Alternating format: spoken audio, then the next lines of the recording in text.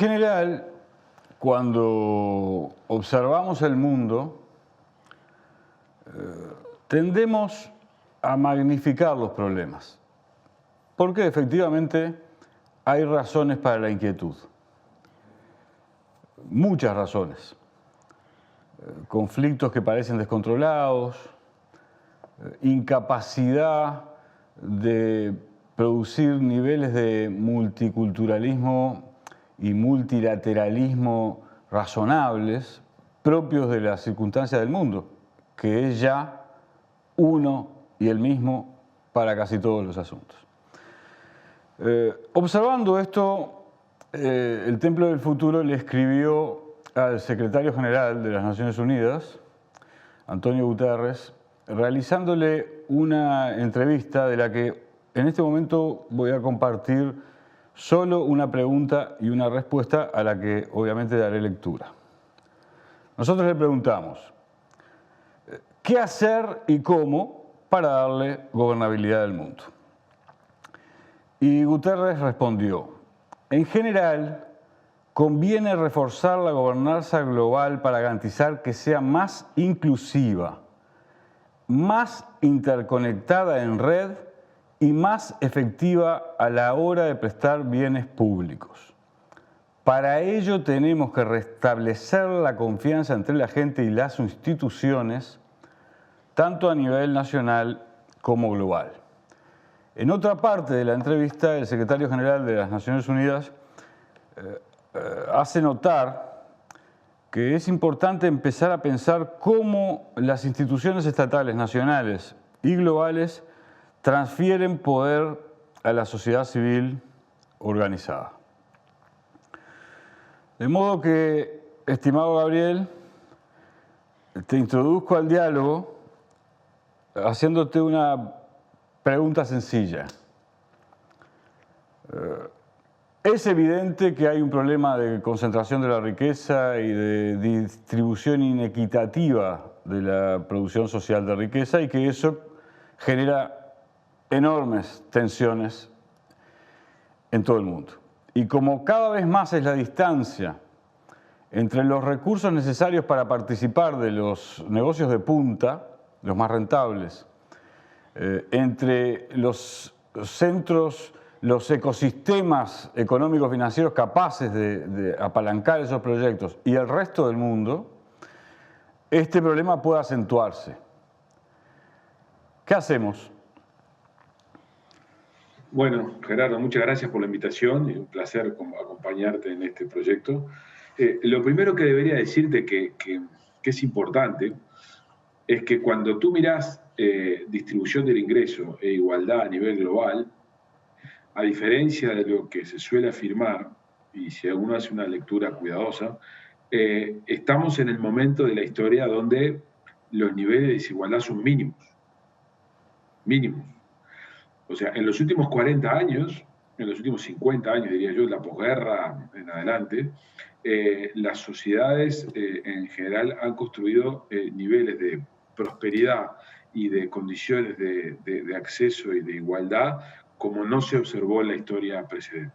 Ahora, hay que tener mucho cuidado. Primero, esa construcción social ha tenido consecuencias severas y graves que todos sabemos en términos de la sostenibilidad medioambiental. Y por lo tanto eso es un desafío grande. Pero segundo, y es muy importante en función de la pregunta que vos hacías, esta afirmación que yo acabo de hacer, que hay evidencia que lo respalda, es siempre y cuando tú incluyas a todo el mundo. Si tú excluyeras de estas consideraciones a China y al África subsahariana, en realidad la conclusión es exactamente la contraria. ¿Qué quiere decir esto? Que cuando uno incluye a China y al África subsahariana, dado la extraordinaria mejora de las condiciones de vida de las poblaciones de esos continentes y de esos países que venían muy atrasados, cuando miras la distribución del ingreso global, mejora. Pero si tú excluís a China y al África subsahariana, precisamente se concluye lo que tú decís. La desigualdad ha aumentado, en particular en Occidente ha aumentado. Entonces, lo que aquí hay es una contradicción muy interesante. El fenómeno de la globalización, lo que ha permitido en los últimos 60, 70 años es hacer que a nivel global, a nivel planetario, a pesar que las diferencias son enormes y persisten niveles de desigualdad extraordinariamente altos, la desigualdad haya mejorado.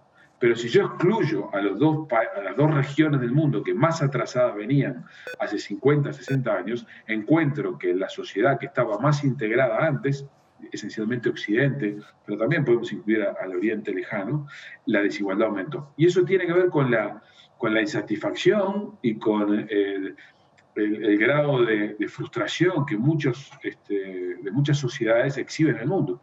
Sí, yo te decía, está muy bien que enfatices eso, porque los discursos escolásticos no ayudan a buscar soluciones sofisticadas, que es lo que necesitamos. Pero yo quiero enfatizarte, yo hice una formulación que tú, de un modo bastante privilegiado, por la disponibilidad de información que manejás, nos podés ayudar a reflexionar, y mucho. Yo sostuve al pasar, y vos enfatizaste lo que tenías que enfatizar, pero ahora te pido que subrayes esto. Yo sostuve al pasar que es evidente que la disponibilidad de recursos institucionales, económicos, financieros y educativos, científico-técnicos, de algunos puntos del planeta, digamos Alemania, Estados Unidos, China, ahora, los pone en condiciones de participar protagónicamente en la producción del valor que vendrá, en la producción del valor productivo que vendrá, el Internet de las cosas, las nuevas tecnologías, etcétera, etcétera, etcétera. Eso a su vez establece una distancia muy grande con países que no cuentan, salvo excepciones, y dicho sea de paso, Uruguay puede ser una de ellas, pero ahora enfoquémonos en lo global, no cuentan con los recursos necesarios como para ser realmente competitivos, como para competir en algunas áreas, salvo, por ejemplo, Sudamérica quizás en la agroindustria, pero para eso se necesitan burguesías nacionales, es decir, empresarios en condiciones de participar de procesos, se le decía en el lenguaje clásico, de participar de procesos competitivos. Este punto a mí me inquieta profundamente porque percibo que ahí hay un nudo grave de conflicto al que tenemos que prestarle atención. ¿Vos cómo lo observás? Claro, en realidad, y atándolo con lo anterior, cuando yo me meto en Occidente, y en particular en el continente latinoamericano, lo que uno percibe es que lo que ha ocurrido en los últimos 50 años ha generado una suerte de ganadores y perdedores. Aquellos sectores sociales fuertemente integrados a la producción industrial o a la producción, digamos, exportadora de negocios tradicionales, son perdedores, típicamente los sectores de ingresos medios, o sea, personas con formación técnica en disciplinas rutinarias, en la medida que sus procesos de trabajo son fácilmente sustituibles por máquinas y o por salarios más baratos, han observado deslocalización industrial o deslocalización de producción hacia lugares donde esto es más barato.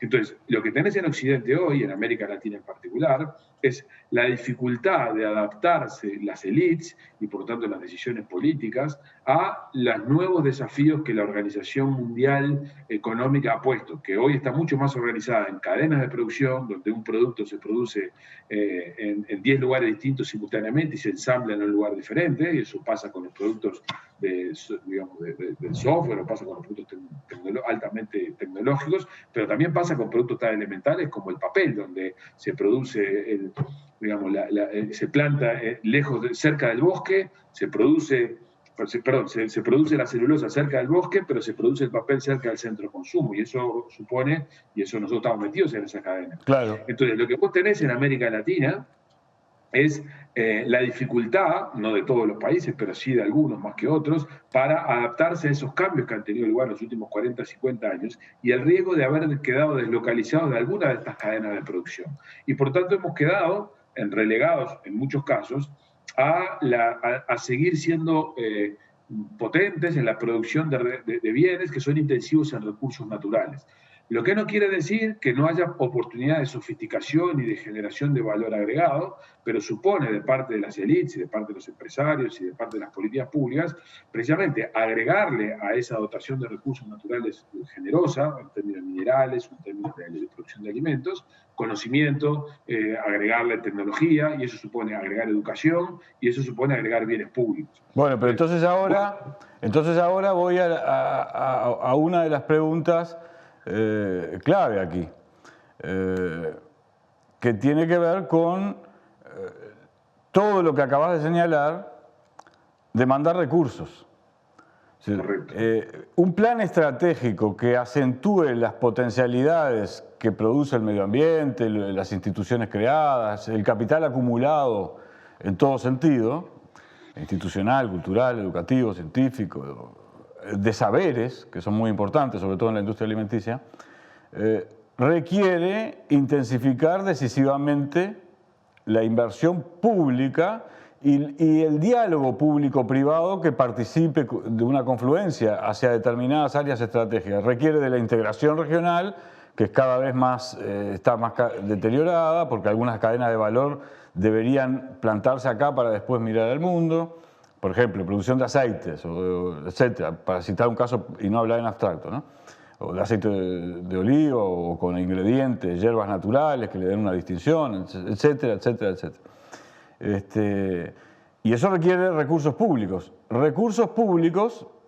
que no estamos produciendo, recursos económicos que las sociedades no están en condiciones de, o no están mostrándose capaces de producir suficientemente como para que haya superávit fiscales, por ejemplo, que permitan que los estados inviertan fuertemente.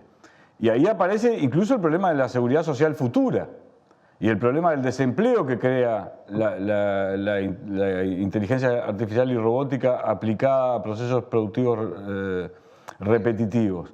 Entonces son un conjunto de problemas que lo que yo siento, y por eso me importaba mucho conocer tu opinión, es que las élites de América del Sur no están tratando seriamente. Están defendiendo intereses de lobbies, pero no, lo cual a veces es razonable, porque es razonable, pero no es un camino.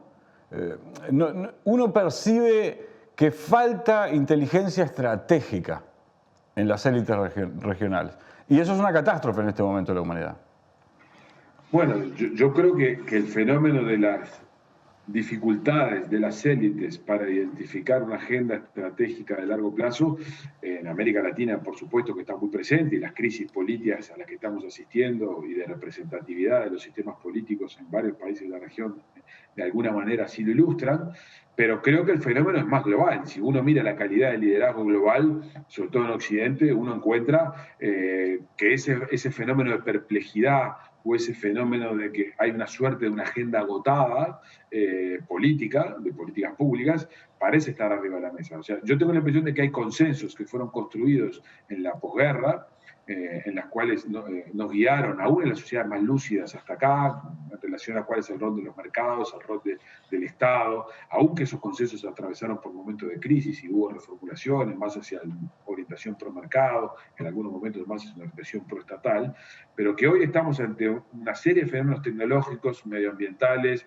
y de manifestaciones derivadas de la convivencia social, donde la pandemia es un claro ejemplo, que de alguna manera desafían, como pocas veces en la historia reciente, a las élites para que encuentren esos desafíos. Y que en el mundo hay una perplejidad grande al respecto. Te decía, eventos como el de Trump o el Brexit o el renacimiento de movimientos de derecha extrema en Europa central son manifestaciones de estas disrupciones donde la élite deja de conectar adecuadamente o no encuentra el rumbo y eso frustra a las poblaciones.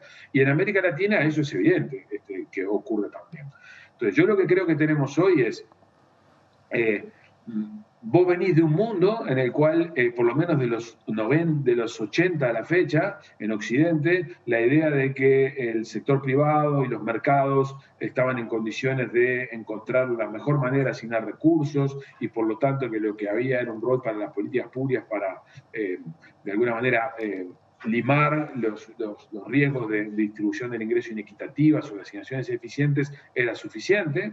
Y sin embargo, tenés 3 o 4 fenómenos recientes, guerras comerciales, un evento pandémico como este que requiere de mucha coordinación y de fortaleza de sistemas que permitan precisamente coordinar bien decisiones descentralizadas, que las economías de mercado no lo hacen bien, donde el Estado parece tener que jugar un rol muy relevante. O sea, dicho en otras palabras, cuando vos tenés un evento como este pandémico, un evento de desastres naturales o un evento de calentamiento global, se requiere de una gobernanza del sistema, que ya no es de un país, sino del sistema global, que coordine acciones de manera mucho más efectiva de lo que decisiones descentralizadas, donde cada uno persigue su beneficio propio, pueden lograr. Sí. Y eso es el momento en el cual el Estado o las políticas públicas o la gobernanza de organismos internacionales requieren. Y esto lo estás viendo con la crisis del COVID. O sea, la Organización Mundial de la Salud, independiente, lo evaluaremos con más claridad cuando esto termine, pero claramente no pareció estar preparada para poder gestionar la cantidad de situaciones complejas de singularidades detrás de esta pandemia. Sí, y sí. eso es un tema de fallo de gobernanza global. Sin duda, articular intereses, singularidades, no dar recetas, sino poner gente a asesorar, etcétera. Anticiparse a los problemas. Y los países, a su vez, al interior, yo creo que al final del día, aquellos países que gozaban de sistemas de salud o sistemas científicos más potentes, y eso requiere una alta participación del sector público, a veces invirtiendo, a veces simplemente orientando, a veces simplemente canalizando recursos. Son aquellos países que van a salir mejor preparados, van a salir menos dañados de un evento de estas características. Entonces hay como una revalorización del rol, del sector público, que creo que al final de esto lo vamos a tener. Y Biden, de alguna manera, es el ejemplo más claro de eso. Perdón, ¿cómo dijiste? Y yo creo que Biden, la orientación general del gobierno Biden, sus mensajes principales afincados en la principal potencia occidental, son una demostración de esto que te estoy diciendo. Es una revalorización del rol del Estado para actuar bajo ciertas circunstancias en emergencia, sin desconocer la importancia del sector privado. Pero de alguna manera lo que muestra es una élite que está, a pesar de que Biden no es una persona joven, que está pensando fuera de la caja. Sí, está buscando, eso es evidente porque está desafiado por las emergencias y las exigencias y las crisis. ¿Sabés, Gabriel?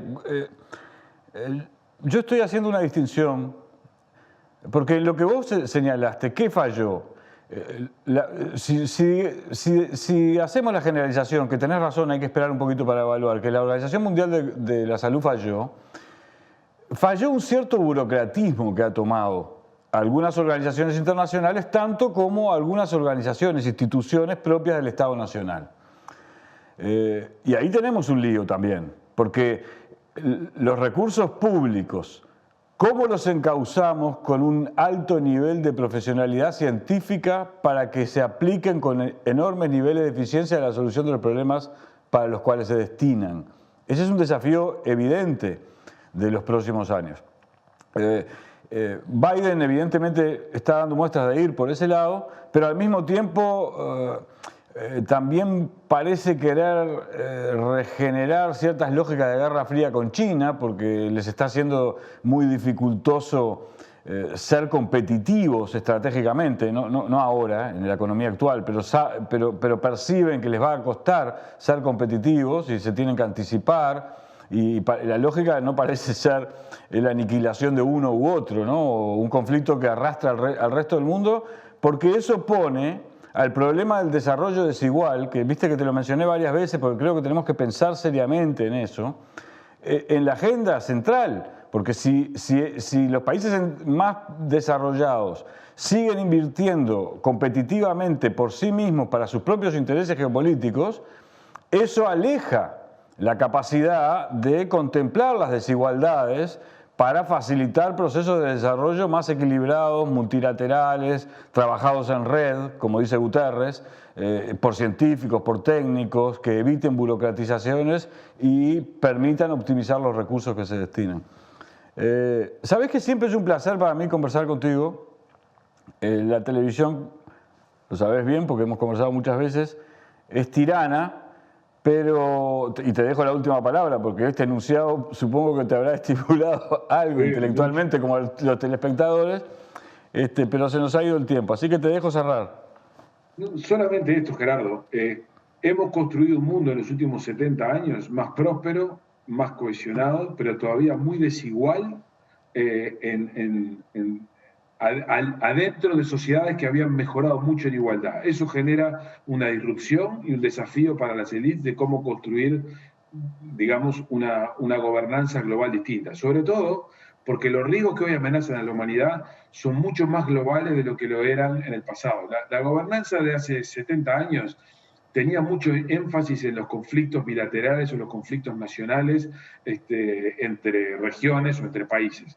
Hoy en día el desafío es mucho más importante, el medio ambiente o una pandemia de estas características, porque el mundo se volvió global y las cosas circulan mucho más rápido, y eso le exige al mundo un sistema de gobernanza distinto al que teníamos. Sí, sí. Gobernar el planeta Tierra con mecanismos de democracia o de elección de autoridades a escala nacional resolvieron un conjunto de cosas mejor de lo que era en el pasado. De hecho, en los últimos 50 años son de los periodos de menos guerras de los que hemos tenido en la historia. Pero lo que pasa es que los problemas que hoy abordamos son de coordinación global y requieren esquemas de gobernanza donde la Organización Mundial de la Salud o la Organización de Naciones Unidas tienen que tener mucho más peso relativo del que tienen hoy en las decisiones globales. Sobre todo, sin embargo, hoy sigue habiendo decisiones nacionales. Sí, sí, sobre todo, Gabriel, y por eso puse tanto énfasis. Primero te quiero mandar un abrazo y te agradezco enormemente que hayas estado en el Templo del Futuro. Gracias a ti por la invitación. Voy a cerrar un poquito este diálogo. Sobre todo, decía, por eso puse mucho énfasis, Gabriel enfatizó en el tema medioambiental y en otros temas, pero habrán notado que yo puse mucho énfasis en la concepción estratégica global de la sustentabilidad de la economía global, considerando a todas las regiones.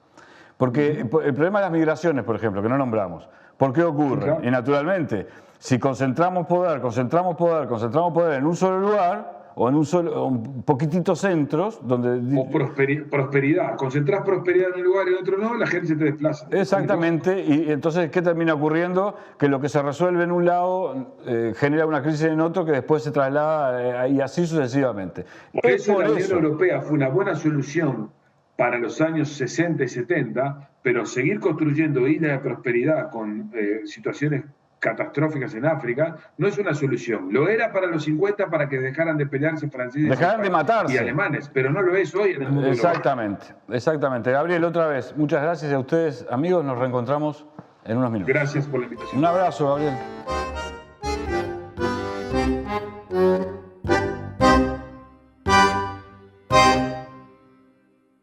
Da vuelta, ahí, tan.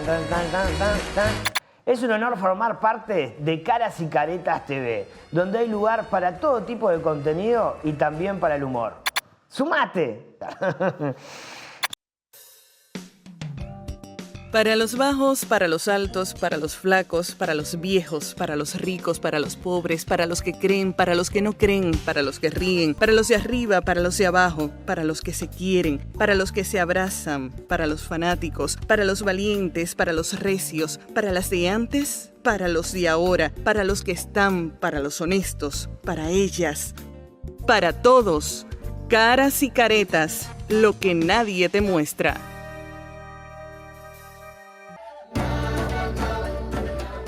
Vos, que todavía no decidiste si querés firmar o no en esta campaña pro referéndum para derogar 135 artículos de la LUC, quería compartir contigo algunos argumentos que creo que te van a ayudar a decidirte.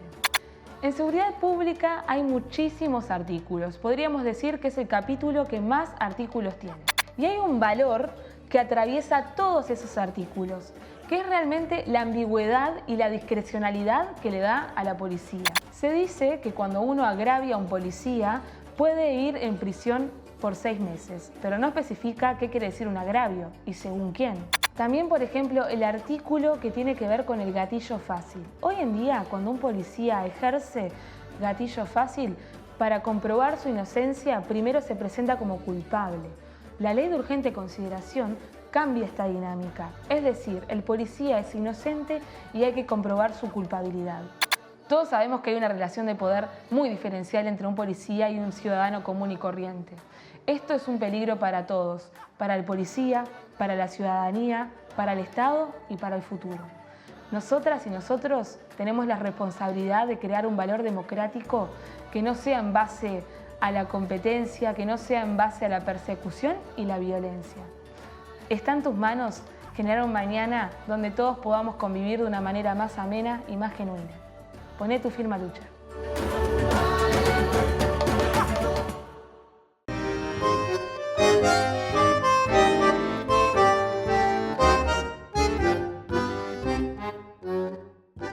Yo debía tener unos 11 años, ni mucho más ni mucho menos, aunque no soy lo que se dice un memorioso, sobre todo de fechas, sí de acontecimientos. Y era medio revoltoso, entonces en mi hogar, mi madre, que trabajaba muchas horas, una de las primeras asistentes sociales universitarias del Uruguay, que además de tener un cargo en una empresa pública, en un servicio público vinculado a la seguridad social que se llamaba CHAMSEC, además de eso, como asistente social trabajaba todavía muchas horas ayudando a los cooperativistas a construir las primeras experiencias de los complejos de viviendas, Covizunca, etc. Y mi madre trataba de evitar tener que llevarme con ella porque la obligaba a tener un ojo encima. Entonces, se turnaba. Como mi padre era peor, se levantaba muy tempranito y trabajaba, organizaba, militaba, pensaba, leía, discutía, deliberaba en la praxis política como un profesional muchas horas por día. Pero en esas experiencias, entre ese ir y venir con uno u otro, visité fábricas ocupadas, estuve ahí vivenciando la experiencia de los trabajadores de la remolacha azucarera cuando ese sector entró en crisis. Y ahí estaba mi viejo tratando de ayudar también. Estuve en los procesos de construcción de esas cooperativas. Los veía, los obreros, dedicar más horas todavía a las que ya habían entregado al duro trabajo para tratar de tener una vivienda digna. Vos vivenciaste todo esto. Y por lo tanto, sentís no solo con la inteligencia, sino con el alma, los éxitos, los avances que se fueron, las conquistas sociales, que demandaron mucha lucha, mucho trabajo, mucha inteligencia. Y ahora muchos fenómenos ponen todo eso en tensión. Por eso se está discutiendo cómo se financia la seguridad social del futuro, algo en lo que te has especializado durante muchísimos años. ¿Cómo hacemos? Esa es mi pregunta para vos. Hace meses que vengo elaborando esta pregunta. ¿Cómo hacemos para encontrar la dialéctica de equilibrio que nos permita considerar que efectivamente hay cambios civilizatorios que nos tienen que llevar a pensar futuro, a veces buscando instrumentos nuevos diferentes a los que hemos usado, con la confirmación de esas conquistas que costaron sangre, sudor y lágrimas, de verdad? ¿Cómo hacemos? Bueno, Gerardo, como te decía, no es una entrevista fácil para mí esta. He estado consultando a amigos profesores de filosofía, economistas. He ido a Bauman, Byung-Chul Han, Harari.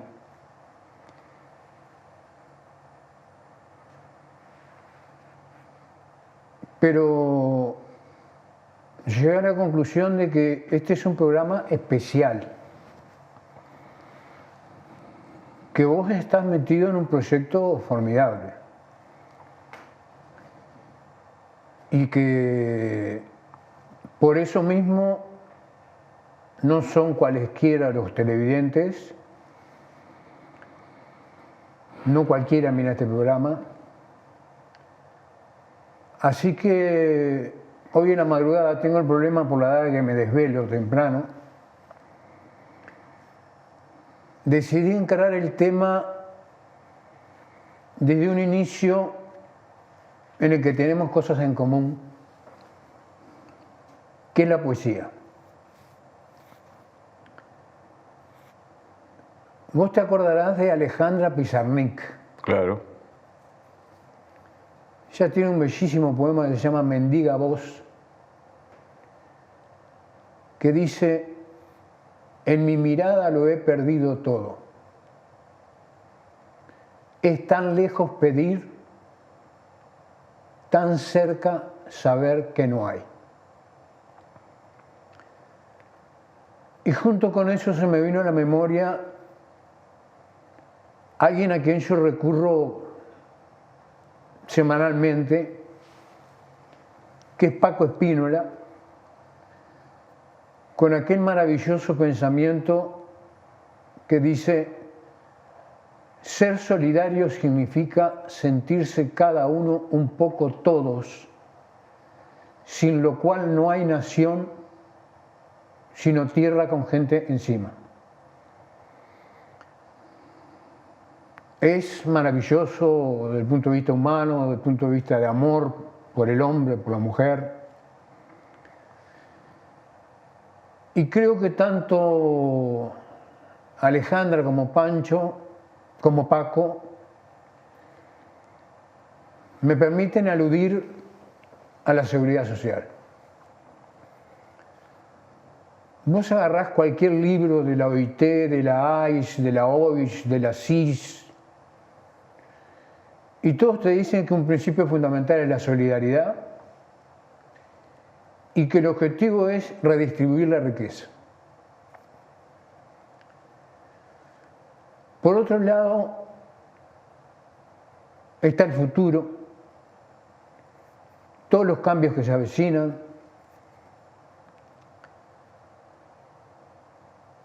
y está también el pensamiento Toba, que dicen que caminamos hacia el pasado. Explícalo eso, porque en general no está en los medios, naturalmente, ¿no?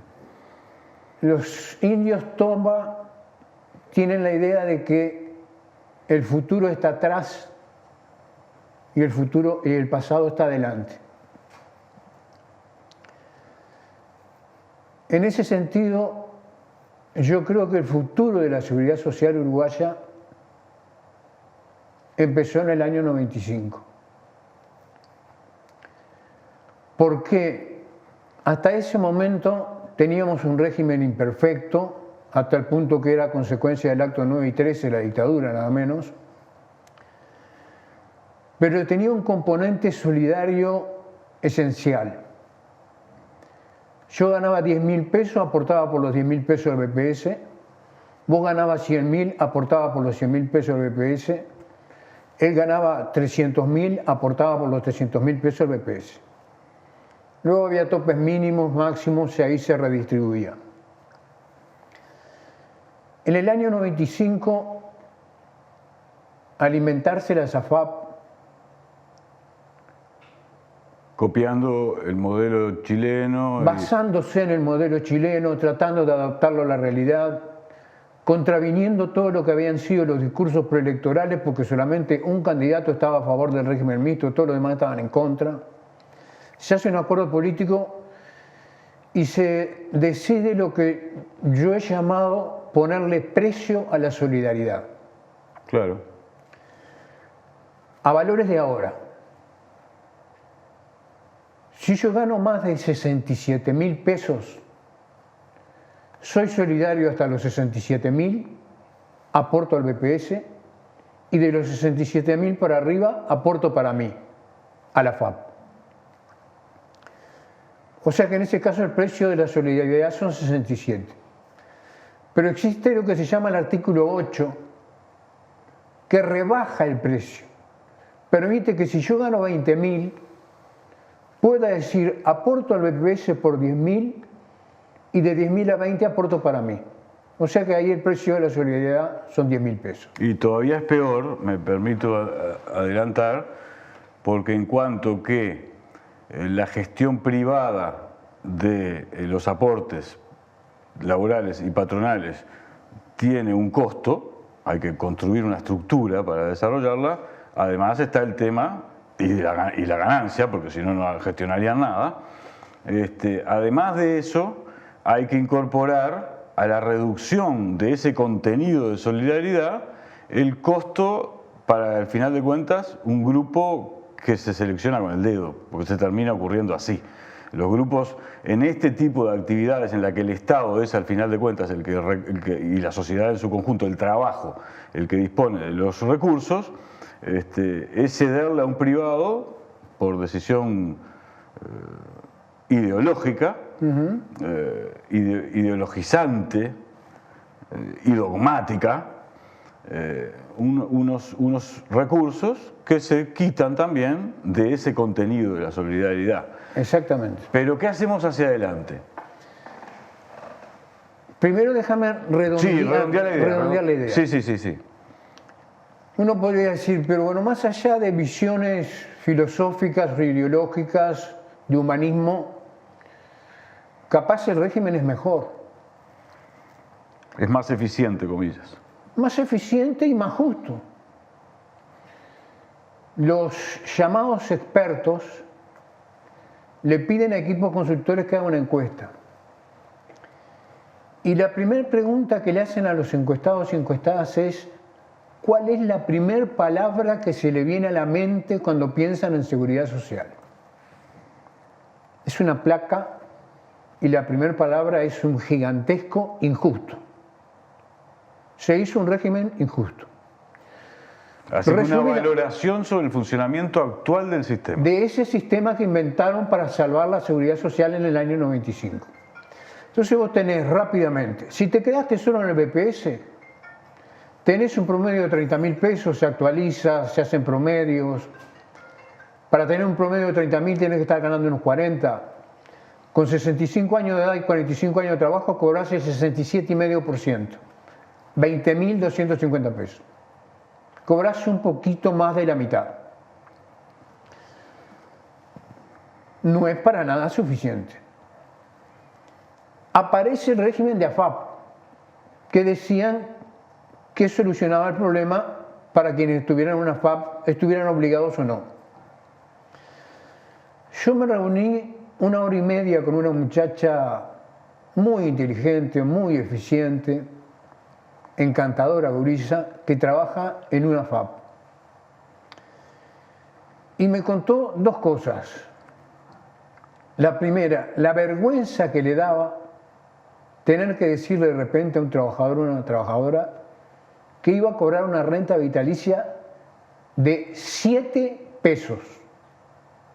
Repito, 7 pesos. Cuando le hicieron creer que iba a ganar 70.000. Y que iba a tener 2 jubilaciones. Sí, que iba a tener 2 jubilaciones. A otros de 15, a otros de 80, a otros de 200 pesos, a otros de 900, a otros de 1.200, a otros de 1.500. En promedio pagan entre 6 y 7.000 pesos. Es decir, una estafa. Una estafa. Le digo, ¿y a quién le sirve entonces? Y tienen un perfil estudiado de a quién le sirve. Todo aquel trabajador o trabajadora que gane más de 202.000 pesos, esos son los que ganan. ¿Por qué? No porque el régimen jubilatorio sea mejor, sino porque aportan hasta 67 al BPS, de 67 a 202.000 para sí en la FAP, y de los 200.000 para arriba se lo guardan en el bolsillo como líquido. Según un informe que acaba de... Es como una caja de ahorro. Como una caja de ahorro. Que además la FAP hace algún tipo de inversión, en general recontra segura, porque si no los linchan. Y que ahora vamos a ver un poquito en qué usan el dinero de los trabajadores. Acaba de salir un muy buen trabajo de Fugbank sobre los de arriba, Y se muestra que hay 25.000 uruguayos y uruguayas que tienen ingresos superiores a $5.000, más de 660.000 pesos. Todos esos ganan con el régimen de AFAP sin lugar a ningún tipo de dudas. Perdón. Todos esos son muy pocos. Quiero subrayarlo porque... Menos del 1% de la población. Perfecto. Hay que subrayarlo una y otra vez, porque así se entiende por qué estas lógicas, estas formas de gobernar y de gestionar lo público estatal, está orientada a concentrar la riqueza. Exactamente. Y hay que entenderlo, porque si no, la gente no comprende y compra discursos después. Y otro discurso que se vendió es que a los más jóvenes que ganan menos de 67 también les servía el sistema. Entonces le pregunto, le digo, ¿a quién le sirve?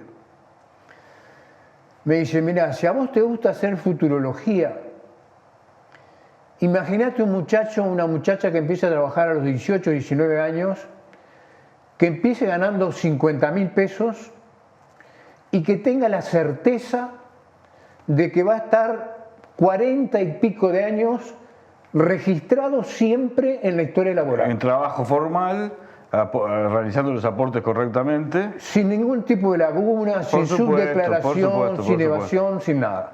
Cosa que no existe porque en promedio el 58% cotiza, el promedio del tiempo que se cotiza es el 58%, o sea que para reunir 30 años hay que trabajar 48, 50 años. Ese trabajador ideal que empiece ganando 50 y aporte 40 años. 50, como este programa se ve en muchos lugares de América del Sur, y dicho sea de paso, lo que estamos relatando además es la experiencia de todos los países de América del Sur, solo que en este caso experimentalmente en el Uruguay, serían, ¿cuántos dólares eso? Unos $1.500 más o menos. Más o menos, sí. Más o menos. Entonces, tampoco a ellos les sirve. La conclusión entonces es, ¿dónde está la ganancia?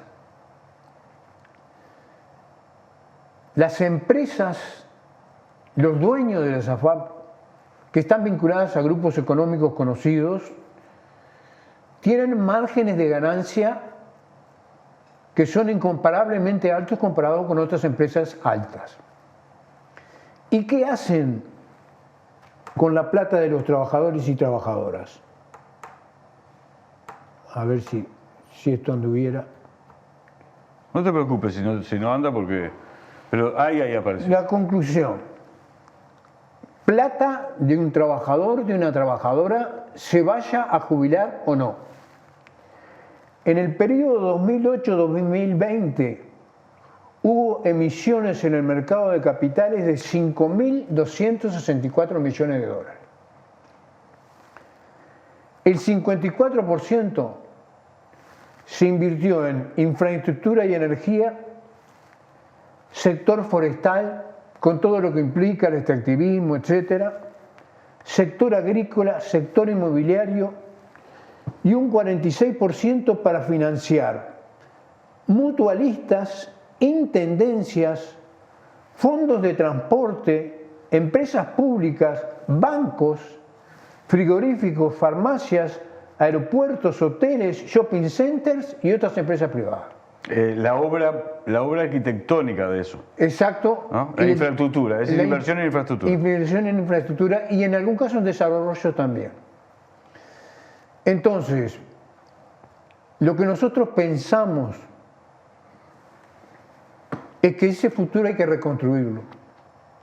Ese futuro que empezó en el 95 lo tenemos que reconstruir.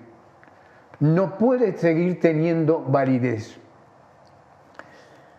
Y ahí las ideas son sencillas. Y sé que es algo en lo que tú trabajas y te obsesiona.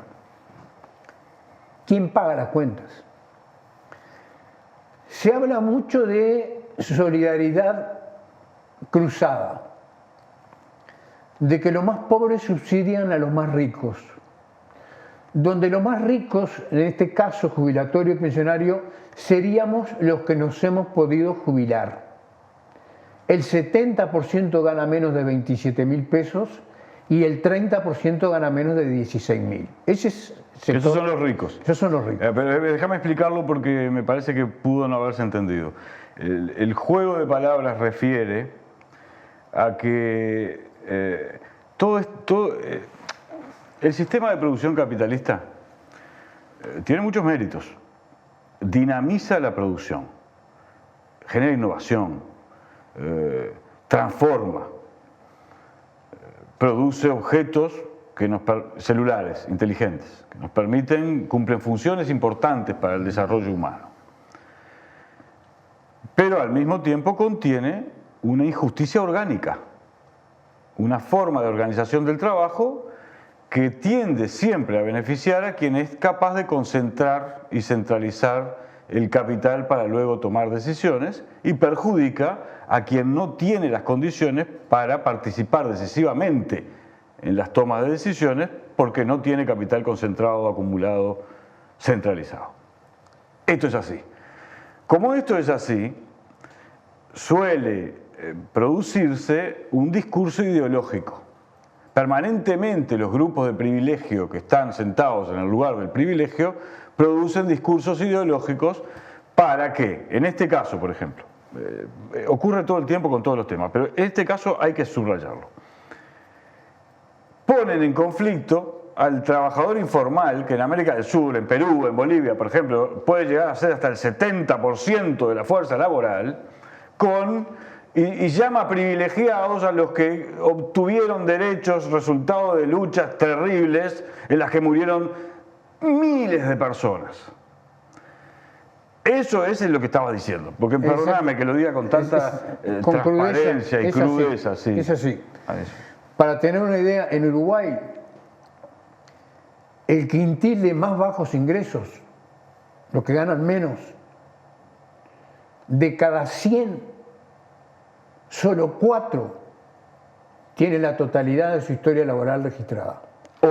Hoy. Después de no sé cuántos años. Después de muchos años y después de que dijeron que la reforma había sido refundacional y privilegiaba a los de menores ingresos. Y después de muchos años de gestión muy profesional y seria del Banco de Previsión Social para lograr informalizar sectores.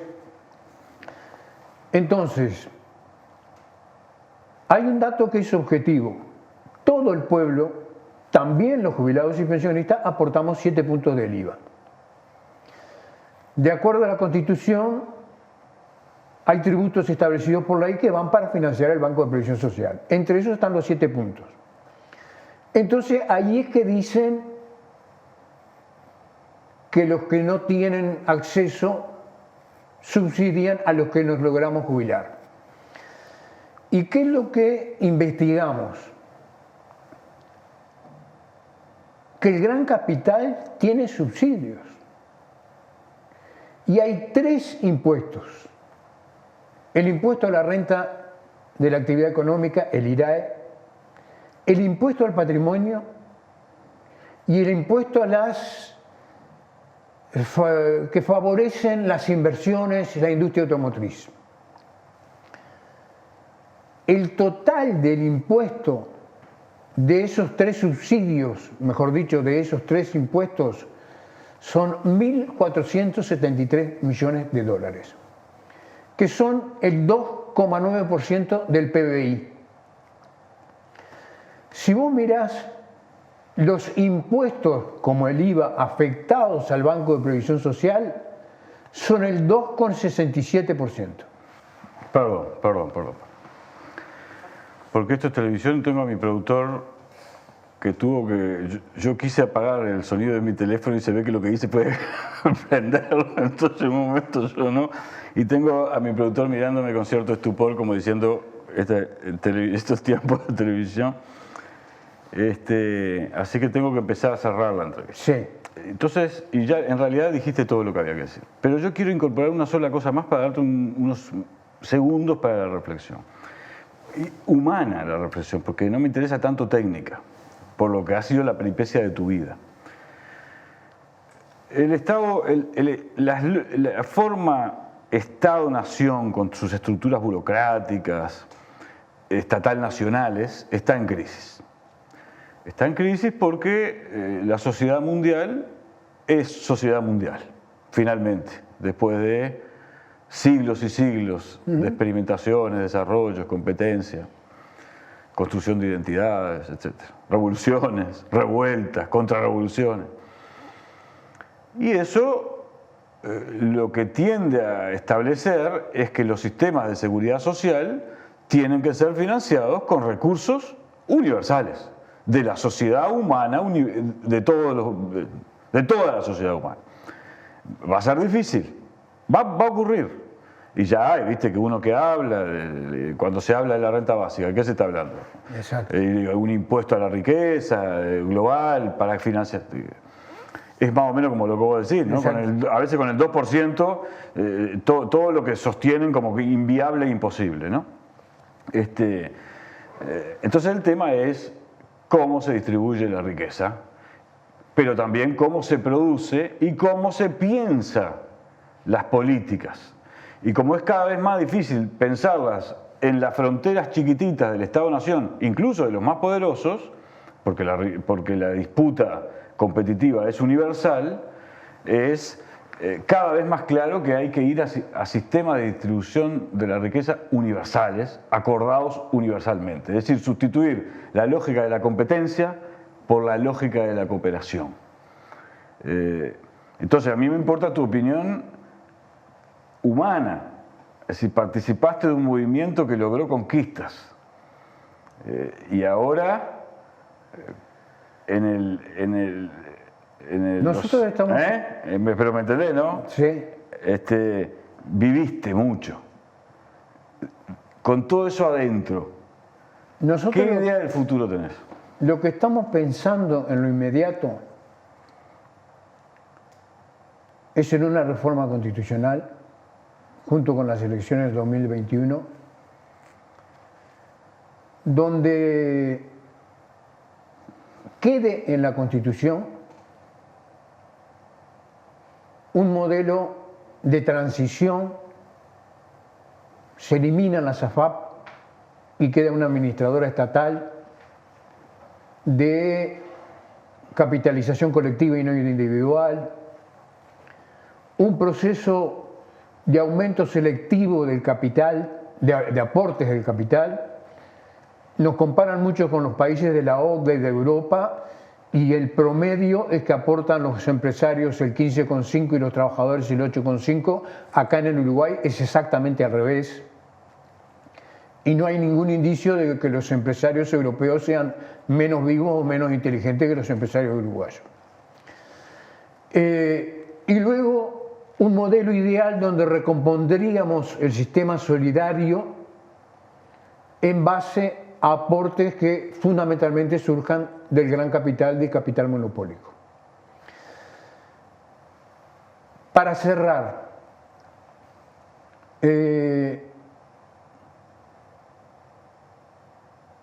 empecé hablando de Alejandra Pizarnik.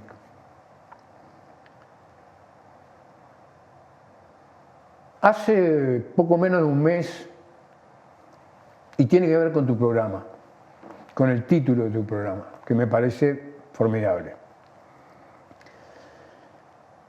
Yo había leído un librito de Alejandra que se llama Árbol de Diana, que son textos muy breves, y hace cerca de 30 y pico de años había escrito un librito que dialogaba con ese libro, al que le había puesto Tentación de Alejandra. Estaba desaparecido, no lo encontraba. Revisando papeles, reaparece. Y en un momento yo digo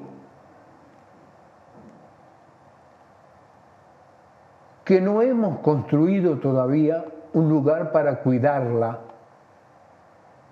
a esa belleza de ser humano que fue Alejandra con Pizarnik. Y que ese lugar debía ser un templo, pero sin tejado. Es decir, que tuviera a las estrellas, al firmamento, al cielo, al infinito, como cobertura. Como apertura. Como apertura, como crisis. Estas líneas que pueden tener valor quizá en alguna capa de lo poético, tiene sin embargo en el caso de la seguridad social un problema,